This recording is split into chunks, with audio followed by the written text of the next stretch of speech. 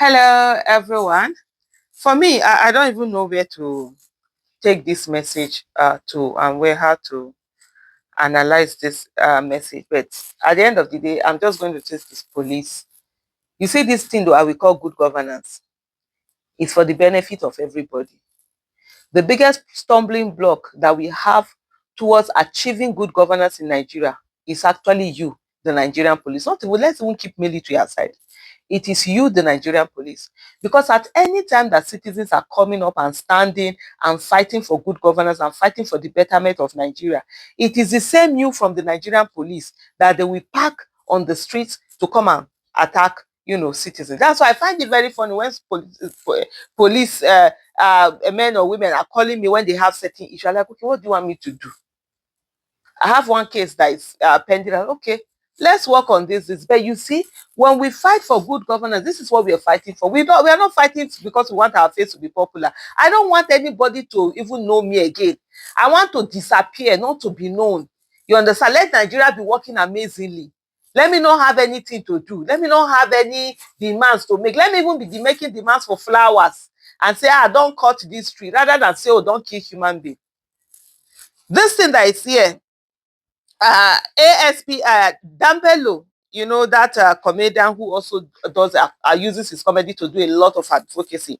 He said ASP after ASP are crying out, they've been sidelined, and that they are humiliated and forced to salute their juniors who joined years after them.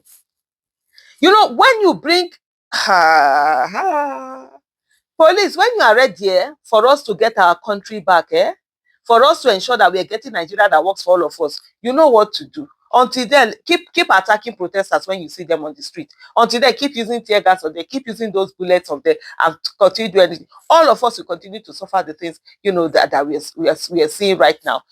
In the moment, is it a talk or whatever? Tinubu is on a mission to destroy every institution in Nigeria. As destructive, as destroyed as they were before, he wants to put Jara on the destruction so that when he's done, there won't be anything again. It will not be Tinubu enter. There won't be anything called Nigeria. It will be Tinubu's enterprise. That is what he's looking for. And that is the thing that every Nigeria that has head must prevent. You see the people think, I've given up on Nigeria. Don't worry. Nigeria never show you where. You go see suffer where you say, this suffer where you suffer now. You go say, even better pass where you go. Because that's what has happened. Right for 2050. Share people, they think about Jonathan time that they go say, things were very good. They've forgotten that at that time things were hard. That was the hardest we had.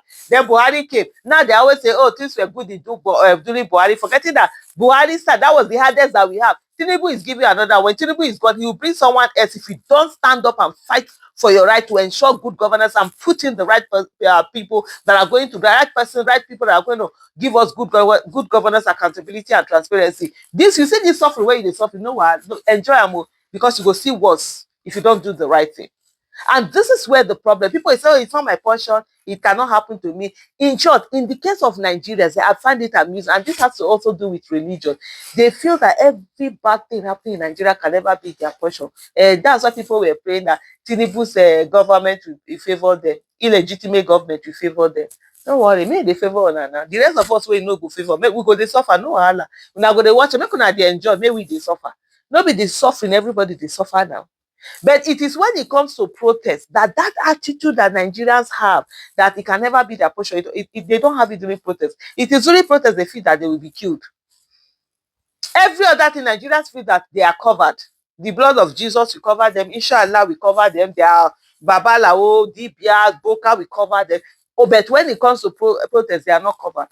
Because the same people who are beneficiaries of bad governance are the ones telling them that, every other thing cannot happen to them. Let them be praying for miracle. But when it comes to them fighting for their right, that we give them good governance and make all of these cheap miracles that are being sold to no longer be sold, then they will tell them that, if you go out, they will kill you.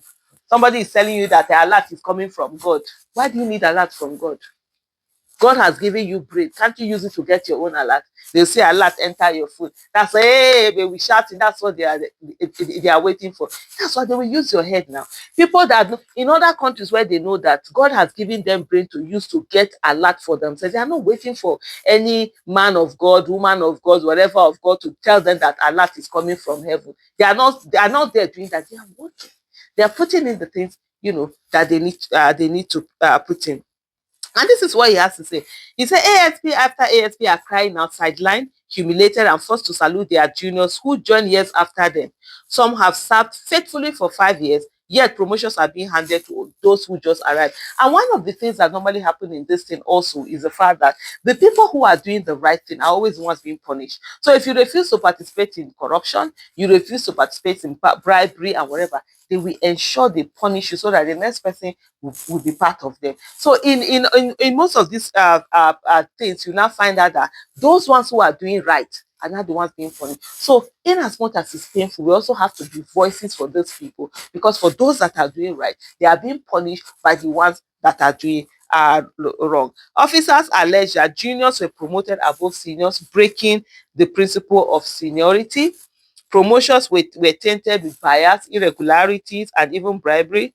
CSP Ibrahim Sini, the officer who famously rejected 150 million bribe in 2024, was excluded from the promotion list. Integrity is being punished, corruption is rewarded. This is what Dambelu said. And this is actually what happens all the time, because right now they are punishing him so that, oh, you think that you won't collect, don't worry, you will get this thing. And this is the reason why no matter how angry we are at this police, we also have to be that voice, that we are the voice of reason to say this should not be. Meanwhile, the frustration is boiling. Senior officers demoralized, junior officers politicized, and whole force paralyzed. And I tell you, I've done one tweet sometime before, and I said people don't understand what is happening.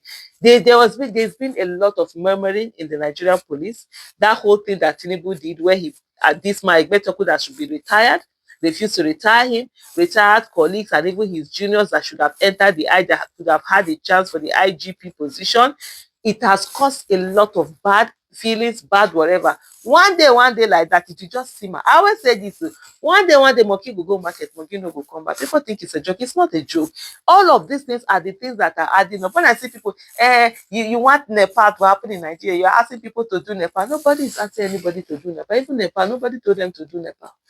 They hear. One day the matter reach here. They tired. They say, "Omo, make we die. We survive or we die. Let's do this thing." That's how it happened. And you know, we're already there in Nigeria. People just think it is far away. It's not far. With all of these things that are happening, there are a lot of anger, even from security agencies.